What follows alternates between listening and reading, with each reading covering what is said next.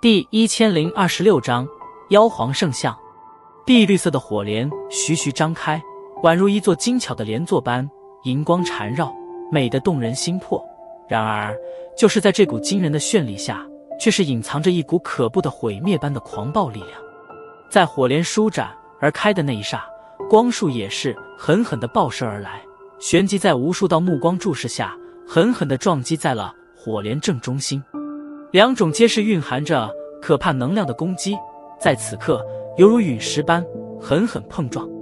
碰撞出人意料的，并未带起丝毫巨响，强烈的光束与碧绿光芒死死纠缠在一起，不断的互相侵蚀，在光芒交错的地方，甚至是连那虚无的空间，都是蔓延出了一道道细小的漆黑裂缝。满场寂静无声，所有目光皆是死死地盯着火莲与那道